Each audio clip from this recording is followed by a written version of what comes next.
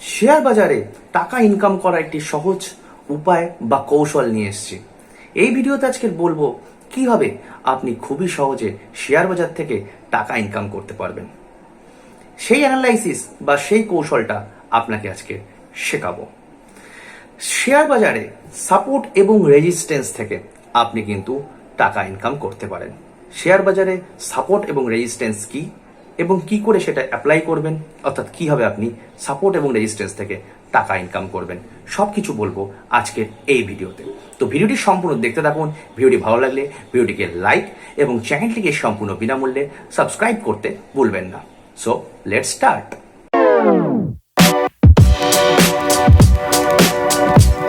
Support এবং resistance কি সেটা আপনাকে বোঝানোর আগে একটা প্র্যাকটিক্যাল উদাহরণ দিই, তাহলে হয়তো আপনি সাপোর্ট এবং রেজিস্ট্যান্স শেয়ার বাজারে কি সেটা কিছুটা সহজেই বুঝতে পারবেন।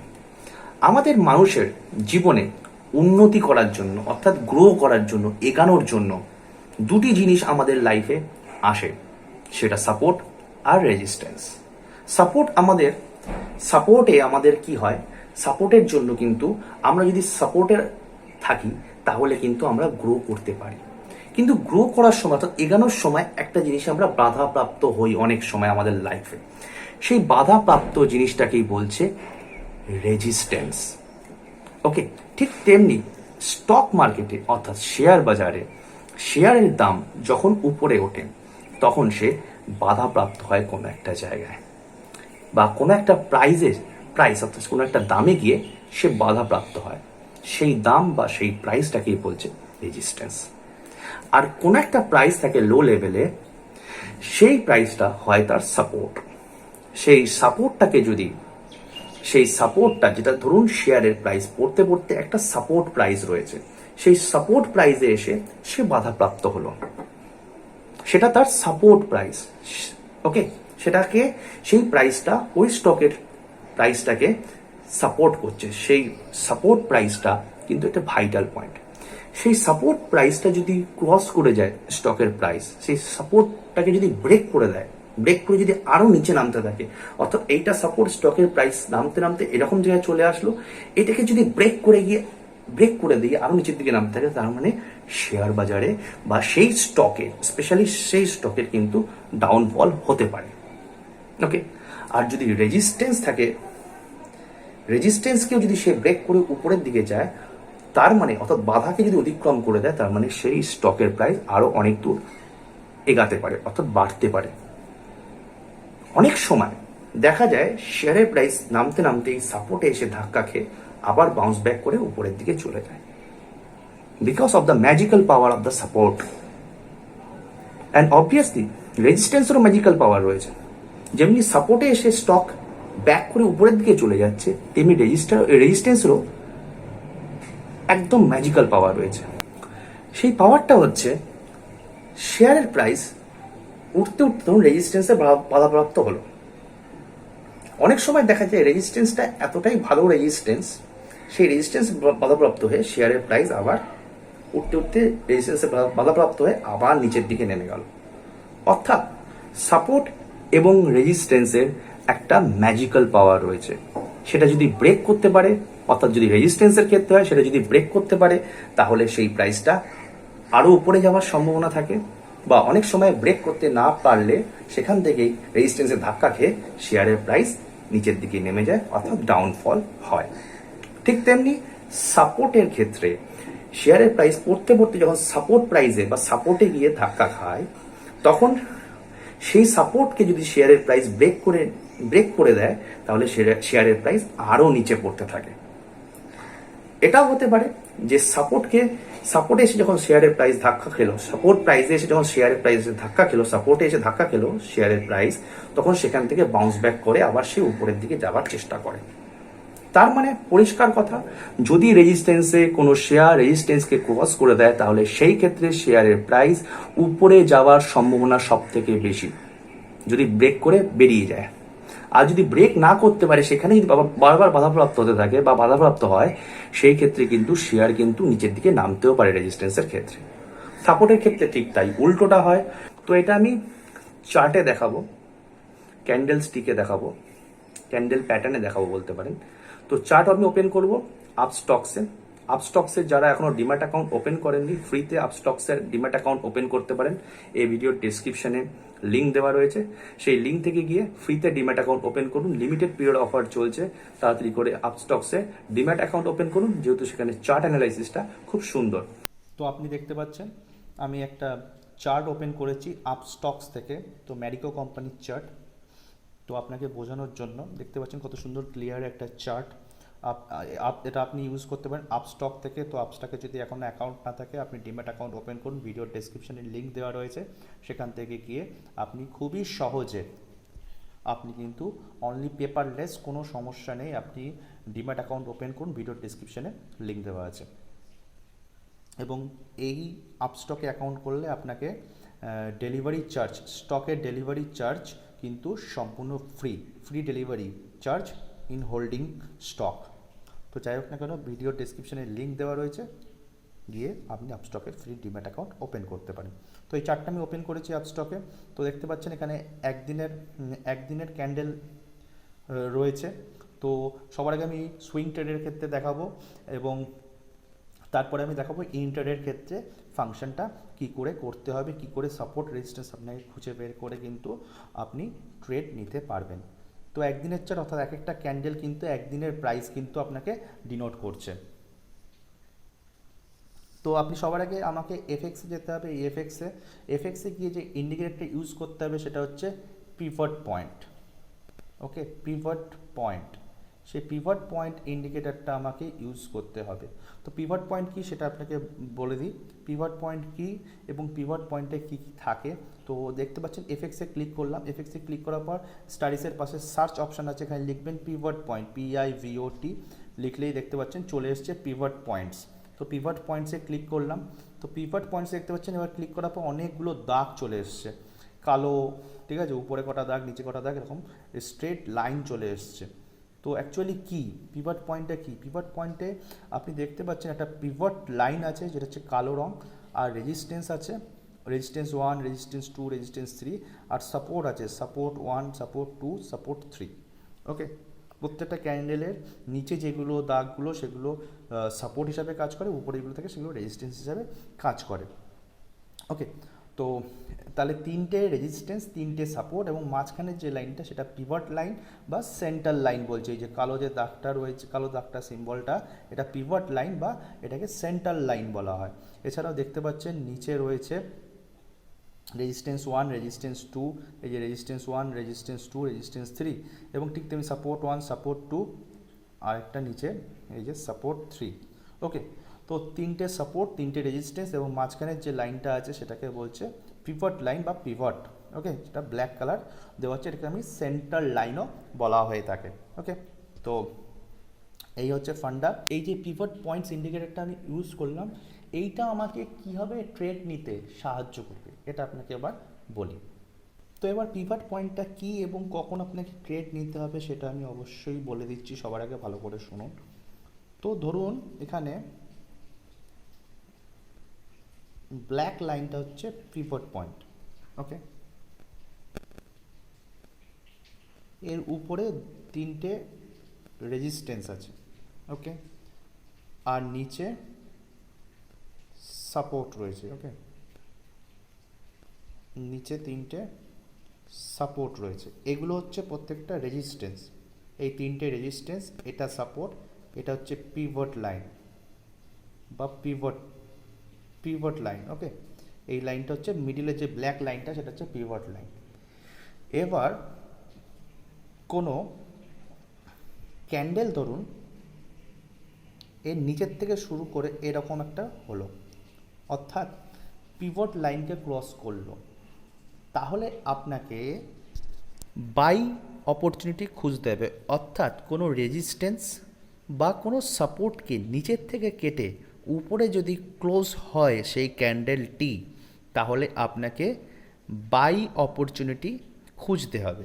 ঠিক তেমনি যদি এইখান থেকে শুরু হয়ে যদি এই রেজিস্ট্যান্স থেকে ক্রস করে ক্লোজ করতো ক্যান্ডেলটা, তাহলে আপনাকে এখানেও কিন্তু বাই অপরচুনিটি খুঁজতে হতো। অর্থাৎ পিভট পয়েন্টকে যখন নিচের থেকে উপরে গ্রিন ক্যান্ডেল ক্রস করবে এবং ক্যান্ডেলটি ক্লোজ হবে, সেই ক্ষেত্রে কিন্তু আপনাকে বাই অপরচুনিটি খুঁজতে হবে। কি করে আপনার বাই যে অপরচুনিটি সেটা সঠিক হবে, তার জন্য আপনি আরও একটা ইন্ডিকেটার আপনাকে শিখিয়ে দেবো, যাতে দুটো ইন্ডিকেটার ইউজ করে আপনাকে কিন্তু ট্রেডটা একদম সঠিক হয়। অর্থাৎ পিভট পয়েন্ট তো ইউজ করছেন, তার সাথে আরেকটা ইন্ডিকেটার বলে দেবো, সেই ইন্ডিকেটারটা সাপোর্টে রেখে দেবেন। সেই ইন্ডিকেটারটা মানে ক্রস ভেরিফিকেশন বা ক্রস চেকের জন্য রেখে দিতে হবে। তো পিভট পয়েন্টের সাথে সেই ইন্ডিকেটারটা ইউজ করলে কিন্তু আপনি অতি সহজে সঠিক ট্রেডে কিন্তু প্রবেশ করতে পারবেন। অর্থাৎ ম্যাক্সিমাম পিরিয়ড অফ টাইম আপনি সঠিক ট্রেডে ঢুকবেন। ওকে, ঠিক তেমনি যদি এখান থেকে একটা ক্যান্ডেল এরকম হয়, অর্থাৎ নিচের দিয়ে এরকম একটা ক্লোজ হয়, এই সাপোর্ট এই রেজিস্ট্যান্সটা যদি ক্লোজ করে, তাহলে কিন্তু আপনাকে অবশ্যই বাই অপরচুনিটি খুঁজতে হবে। এবং এর সাথে আরেকটা ইন্ডিকেটর আপনি ইউজ করবেন, সেটা হচ্ছে আমি দেখাবো এমএসসিডি। ওকে, এমএসসিডি একটা ইন্ডিকেটর, তাহলে আমি দুটো ইন্ডিকেটর ইউজ করছি, একটা হচ্ছে এমএসসিডি আর একটা হচ্ছে পিভট পয়েন্ট। তো দুটো ইন্ডিকেটর আমি ইউজ করছি এখানে, এমএসসিডি আর একটা হচ্ছে পিভট পয়েন্ট। আশা করি বোঝা গেল, এই দুটো ইন্ডিকেটর আমি ইউজ করছি, এমএসিডি আর একটা পিভট পয়েন্ট। তাহলে এখানে আপনাকে বাই অপরচুনিটি কখন খুঁজতে হচ্ছে, যখন কোনো গ্রিন ক্যান্ডেল কোনো পিভট পয়েন্টকে নিচের থেকে উপরে ক্লোজ করছে, তখন আপনাকে বাই অপরচুনিটি খুঁজতে হবে। এবং এমএসিডির ফাংশনটা কী থাকবে সেটা আমি বলে দেবো, যাতে আপনার ট্রেডটা সঠিক হতে আরও সাহায্য করে এবং সঠিক ট্রেড দেয়। ওকে, তো এবার হচ্ছে আপনাকে বলি সেলের অপরচুনিটি কখন আসবে, সেল। তো এবার ধরুন একটা রেড ক্যান্ডেল এই পিভট পয়েন্টকে উপর থেকে নিচে ক্লোজ করলো, অর্থাৎ এটা ওপেনিং প্রাইস ছিল, এটা ক্লোজিং প্রাইস, এটা ওপেনিং প্রাইস, এটা ক্লোজিং প্রাইস, মানে উপর থেকে নিচে ক্লোজ করেছে, উপর থেকে নিচে কেটেছে। পিভট পয়েন্টকে যখন কোনো ক্যান্ডেল উপর থেকে নিচে ক্লোজ করবে, মানে ক্রস করে ক্লোজ করবে, এই ক্যান্ডেলটা এখানে ওপেন হয়েছিল, এখানে ক্লোজ মানে শেষ হয়েছে। অর্থাৎ ক্লোজ যখন করেছে, দেখতে পাচ্ছেন পিভট লাইনকে কিন্তু ক্রস করেছে, ক্রস করে ক্লোজ হয়েছে, তাহলে সেই ক্ষেত্রে আপনাকে সেল সিগন্যাল দিচ্ছে এবং সেল অপরচুনিটি আপনাকে খুঁজতে হবে। এবং মাথায় রাখবেন, এই যে পিভট লাইন অর্থাৎ ব্ল্যাক লাইনটা, এর কিন্তু পাওয়ার কিন্তু যথেষ্ট, এবং একে কেউ যদি ক্রস করে, তার মানে সেই সিগন্যালটা কিন্তু যথেষ্ট। তাই নিচের থেকে উপরে যদি ক্রস করে, তাহলে বাই সিগন্যাল দিচ্ছে, এবং উপর থেকে নিচে যখন ক্রস করবে, তখন সেল সিগন্যাল দেবে উইথ রেড ক্যান্ডেল। তাহলে কিন্তু আপনার সেই ট্রেন্ডটা, যে ট্রেন্ডটা ডিনোট করে, সেই ট্রেন্ডটা কিন্তু স্ট্রং ট্রেন্ড ডিনোট করে। সে বাই ট্রেন্ড বলুক আর সেল ট্রেন্ড বলুক, যে ট্রেন্ডটা বলে সেই ট্রেন্ডটা কিন্তু মানে স্ট্রং ট্রেন্ড। যদি এরকম একটা ক্যান্ডেল হয়, উপর থেকে নিচে যদি কোনো ক্যান্ডেল ক্রস হয়, রেড ক্যান্ডেল, এবং ক্রস হয়ে এই পিভট লাইনকে ক্রস করে, তাহলে কিন্তু আপনাকে সেল সিগন্যাল খুঁজতে হবে। ঠিক তেমনি এরকম হতে পারে ক্যান্ডেলটা, এই যে এটা ওপেনিং প্রাইস ছিল, এটা ক্লোজিং প্রাইস, এবং দেখুন এটা উপর থেকে নিচে এই পিভট লাইনকে ক্রস করেছে, এটা সাপোর্ট যদিও, তবুও ক্রস করেছে। তো সেই ক্ষেত্রে কিন্তু আপনাকে সেই ক্ষেত্রেও কিন্তু সেল সিগন্যাল খুঁজতে হবে। আবার বলছি, কোনো পিভট লাইনকে, সেটা পিভট লাইন হতে পারে, সেটা সাপোর্ট রেজিস্ট্যান্স হতে পারে, যে লাইনই হোক না কেন, যদি নিচের থেকে উপরে কোনো ক্যান্ডেল ক্রস করে এবং ক্লোজ হয়, অবশ্যই ক্লোজ হয়, তাহলে কিন্তু আপনাকে সেটা কিন্তু আপনাকে বাই ট্রেন্ড হবে, অর্থাৎ বাই অপরচুনিটি খুঁজতে হবে। আর ঠিক যদি উল্টো হয়, পিভট লাইন বা সাপোর্ট রেজিস্ট্যান্স যাই হোক না কেন, উপর থেকে নিচে যদি ক্রস করে, উপর থেকে নিচে যদি ক্রস করে সেই রেড ক্যান্ডেল, এবং সেখানে যদি ক্লোজ হয়, তাহলে সেই ক্ষেত্রে কিন্তু আপনাকে সেল সিগন্যাল খুঁজতে হবে। ধরুন এরকম একটা ক্যান্ডেল উপর থেকে নিচে এই পিভট লাইন অর্থাৎ সাপোর্ট লাইনটাকে ক্রস করেছে এবং ক্লোজ হয়েছে, তাহলে সেই ক্ষেত্রে কিন্তু আপনাকে এই প্রত্যেকটা ক্ষেত্রে কিন্তু আপনাকে সেল সিগন্যাল খুঁজতে হবে। ওকে, ডাউন হলে, ডাউনে যদি কোনো লাইনকে ক্রস করে, তাহলে সেল। আর যদি উপরে যদি কোনো লাইনকে, পিভট লাইন হোক, সাপোর্ট রেজিস্ট্যান্স, এই লাইনকে ক্রস করে যদি ক্লোজ হয়, তাহলে সেক্ষেত্রে বাই অপরচুনিটি আপনাকে খুঁজতে হবে। আর এখানে থাকবে আরেকটা এমএসিডি। এমএসিডির ফাংশনটা কি আপনাকে বলে দিই। এমএসিডিতে দুটো লাইন থাকে, একটা হচ্ছে সিগন্যাল লাইন, আর একটা হচ্ছে আপনার এমএসিডি লাইন। এমএসিডি লাইন ব্ল্যাকটা হচ্ছে এমএসিডি লাইন, সিগন্যাল লাইন যদি এটাকে এরমভাবে ক্রস করে দেয় তাহলে কিন্তু এখানে অর্থাৎ ব্ল্যাক লাইনটাকে রেড লাইন ক্রস করলো, তাহলে সেই ক্ষেত্রে কিন্তু আপনাকে সেল সিগন্যাল দিচ্ছে, আপনাকে সেটা বুঝতে হবে সেল সিগন্যাল। ওকে, ব্ল্যাকটা ক্রস করে দিয়েছে রেডটা, তাহলে কিন্তু আপনাকে সেল সিগন্যাল বুঝতে হবে। আর ঠিক যদি তার উল্টোটা হয়, এই ধরুন রেড লাইনটা রয়েছে, ব্ল্যাক লাইনটা ক্রস করলো, অর্থাৎ সিগন্যাল লাইনকে এমএসিডি লাইন ক্রস করলো, রেড লাইনটাকে ক্রস করে এটা উপরে চলে গেল, তাহলে সেই ক্ষেত্রে আপনাকে কিন্তু বাই অপরচুনিটি খুঁজতে হবে। Okay, it is the opportunity of buy opportunity, তাহলে অবশ্যই আপনাকে বাই অপরচুনিটি খুঁজতে হবে যখন ব্ল্যাক লাইনটা রেড লাইনকে ক্রস করছে। আশা করি বোঝা যাচ্ছে, ব্ল্যাক লাইনটা যখন রেড লাইনকে ক্রস করবে তখন বাই অপরচুনিটি খুঁজতে হবে। ঠিক তেমনি যদি উল্টোটা হয়, ব্ল্যাক লাইনকে যদি রেড লাইন ক্রস করে তখন আপনাকে সেল অপরচুনিটি খুঁজতে হবে। ওকে, আই থিঙ্ক ইউ আন্ডারস্ট্যান্ড। ওকে, নাও আমি এখন চার্টে যাব, চার্ট দেখাবো, চার্টে কেমন করে আপনি অ্যাপ্লাই করবেন। তো এটার সাথে আরও একটা ইন্ডিকেটর আপনাকে ইউজ করতে হবে, সেটা হচ্ছে MACD। এফএক্সে যাবেন, এফএক্সে গিয়ে লিখবেন সিম্পলি MACD। তো MACD লেখার পরে কিন্তু MACD ইন্ডিকেটর চলে আসবে, তো সেখান থেকে আপনি MACD দেখতে পাচ্ছেন, MACD লিখলাম, স্টাডিসে গিয়ে MACD লেখা চলে আসলে এই MACD লেখাতে ক্লিক করবেন, MACD অটোমেটিক্যালি নিয়ে নেবে। ওকে, এখানে কিন্তু যে ক্যান্ডেলটা রয়েছে, এই ক্যান্ডেলটা পিভট লাইনকে ক্রস করেছে, নিচের থেকে উপরে কিন্তু পিভট লাইনকে ক্রস করেছে, কারণ এই ক্যান্ডেলটা ওপেন হয়েছে এখানে, ক্লোজ হয়েছে এখানে। ওকে, ক্লোজ পয়েন্ট এইটা, ওপেন পয়েন্ট এইটা, তো এটা নিচের থেকে উপরে কিন্তু পিভট লাইনকে ক্রস করেছে এবং ক্রস করে ক্লোজ হয়েছে ক্যান্ডেলটা, অর্থাৎ স্টে করেছে। এবং ঠিক similarly in the mean of time যদি দেখেন এখানে ক্লোজ হয়েছে এই যে পিভট লাইনকে ক্রস করে। তো সিমিলারলি দেখুন MACDও কিন্তু এখানে কিন্তু সিগন্যাল দিয়ে দিয়েছে, বাই করার একটা সিগন্যাল দিয়ে দিয়েছে এখানে, ঠিক আছে, যেহেতু আপনার এই যে ব্ল্যাক লাইনটা কিন্তু ক্রস করেছে রেড লাইনকে, তো এখানে আপনাকে সিগন্যাল দিয়ে দিয়েছে কিন্তু বাই করার। যদি আপনি এখানে বাই করতেন বা পরের ক্যান্ডেলে সিম্পলি এই ক্যান্ডেলেও যদি আপনি বাই করতেন, এই ক্যান্ডেল হোক বা এই ক্যান্ডেলের শেষের দিকে বা এই ক্যান্ডেলে যদি আপনি বাই করতেন, তাহলে দেখুন প্রফিটটা আপনার কোথায় যেত, আপনি জাস্ট দেখাচ্ছি।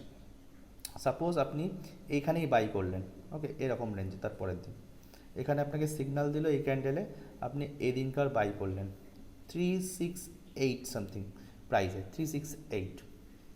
ওকে, প্রাইস কোথায় চলে গেছে, 382। ওকে, 382 প্রাইস, তার আরেকদিন ওয়েট করে রাখলে এটা চলে গেছে দেখুন 389, অলমোস্ট 390। ওকে, 390তে চলে গেছে প্রাইস, তো 390তে প্রাইস চলে গেছে। আপনি বাই করেছিলেন কততে, বাই করেছিলেন 368 সামথিংয়ে বাই করেছিলেন আপনি স্টকটি, এবং প্রাইস চলে গেছে 368-এ বাই করেছিলেন এবং প্রাইস আপনার চলে গেছে 368 থেকে 389। তো বুঝতে পারছেন প্রায় 30 টাকার মতো প্রফিট। কদিনের মধ্যে এক একটা স্টকে 30 টাকা, মানে হচ্ছে 1 2 3 4 5 দিনে, 5 দিনে পার স্টক 30 টাকা চলে এসছে আপনার প্রফিট। আর যদি শর্ট সেলিং করতে চান, শর্ট সেলিং করতে গেলে দেখুন এই ক্যান্ডেল এই লাইনটাকে ক্রস করেছে, এই যে পিভট লাইন যেগুলো রয়েছে এই লাইনটাকে ক্রস করেছে এবং MACD এখানে সিগন্যাল দিয়ে দিয়েছে, দেখতে পাচ্ছেন MACD এখানে সিগন্যাল দিয়ে দিয়েছে যে সেল করতে বলছে, যেহেতু রেড লাইনটা ক্রস করে গেছে। ওকে, এবং উপর থেকে নিচের দিকে কিন্তু এই রেড ক্যান্ডেলটা ক্লোজ করেছে এই লাইনটাকে। ওকে, এই যে লাইন দেখতে পাচ্ছেন এই লাইনটাকে ক্লোজ করেছে উপর থেকে নিচে। ওকে, ক্রস করে ক্লোজ করেছে এবং MACDও সিগন্যাল দিচ্ছে সিমিলারলি আপনাকে সেল করার। তো আপনি যদি সেল করতেন, ওকে লোক আপনি সেল করছেন, তার পরের দিন ধরুন সেল করছে এরকম জায়গায়, কত ছিল প্রাইস, 404 টাকা সামথিং, তো এখানে প্রাইস কত 389। তো বুঝতে পারছেন একদিনে আপনার প্রায় 15-20 টাকার মতো আপনার ইনকাম হয়ে যাচ্ছে, 15-20 টাকার কাছাকাছি। ওকে, তো এরকমভাবে আপনাকে শর্ট সেলও করতে পারেন। তো ইন্টারের ক্ষেত্রে আপনাকে জাস্ট কিচ্ছু করতে হবে না। ইন্টারের ক্ষেত্রে শুধু এই যে টাইম ফ্রেমটা যেটা ছিল একদিনে, সেটাকে আপনাকে 30 মিনিটস করে নিতে হবে। দেখতে পাচ্ছেন আমি 30 মিনিটস করে নিয়েছি। আর বাকি যা ইন্ডিকেটর, পিভট পয়েন্টস এবং এমএসসিডি যা ইন্ডিকেটর ছিল সেম ইন্ডিকেটর রেখে দিয়েছি, দেখতে পাচ্ছেন। পিভট পয়েন্টস এবং MSCD both are the same indicator. তো ইন্ডিকেটর আপনাকে সেম রাখতে হবে এবং আপনাকে এখানে ট্রেড নিতে হবে। দেখুন এখানে পিভট লাইনকে ক্রস করেছে, এই যে এই জায়গাটাতে পিভট লাইনকে কিন্তু ক্রস করেছে এই ক্যান্ডেলটা নিচের থেকে উপরে, এবং ক্রস করে ক্লোজ হয়েছে। সিম্পলি এখানে কিন্তু আপনাকে বাই ট্রেন্ড দেখিয়ে দিচ্ছে, এই জায়গাটায় কিন্তু আপনাকে বাই ট্রেন্ড দেখিয়ে দিচ্ছে। তো সিম্পলি আপনি চোখ বন্ধ করে বাই করুন এবং আপনাকে দেখুন বাম্পার প্রফিট দেবেন। Look at the pivot point power, pivot পয়েন্টের পাওয়ার দেখুন। আপনি এখানে বাই করছেন এই ক্যান্ডেলে, তো 30 মিনিটসের ক্যান্ডেল, এক একটা ক্যান্ডেল 30 মিনিটের প্রাইস ডিনোট করছে। ওকে, তো দেখুন এরম জায়গায় যদি আপনি বাই করছেন কত, 416 টাকা। তো দেখুন মাত্র 416 থেকে 423 টাকা হয়ে গেছে, অর্থাৎ প্রায় 7 টাকার প্রফিট মাত্র আধা ঘন্টা থেকে 1 ঘন্টার মধ্যে। ওকে, তো আপনি কিন্তু দেখতে পাচ্ছেন এরকমভাবে কিন্তু আপনি প্রফিট জেনারেট করবেন।